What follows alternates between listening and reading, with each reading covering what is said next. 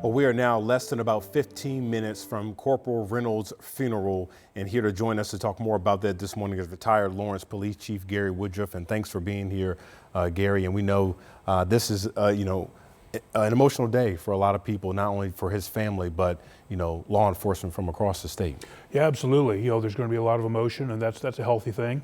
And like I said, there'll be moments of levity as well, and as there should be.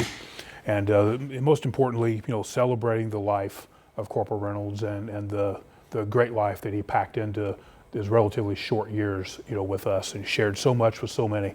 And those stories continue to come out covered well by the studio here and by everybody here. So, very grateful for that. Yeah, and we know he was 31 years old. His family wrote in his obituary, says that law enforcement, wasn't just his profession, but his calling. He was big in his faith, just got married last summer. And, when you have a funeral like this, we see so many people come out.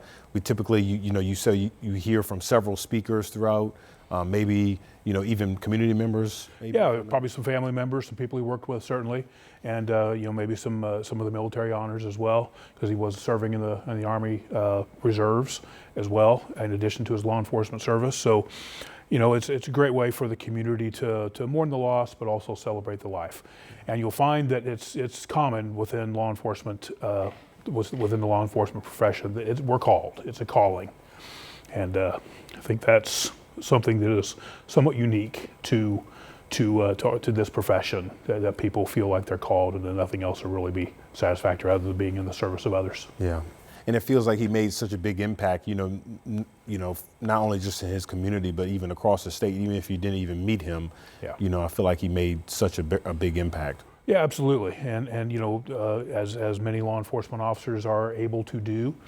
And again, this is a great way for the community to recognize that service and to understand the dangers as well, and because that obviously it does exist.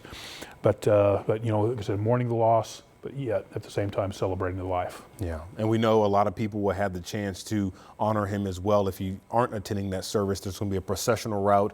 We do have their route on our website right now at WTHR.com. But you were saying that, this route particularly is a single lane, so you definitely want people to be safe as they come out today. Yeah, a route from Muncie over towards Yorktown. There are going to be some single lanes there. So instead of people just pulling off on the side of the road, potentially creating an unintentional traffic hazard nonetheless, find a safe place to park, preferably a parking lot or someplace along the processional route. It means so much to the family and to the officers that are there to support the family and the agency.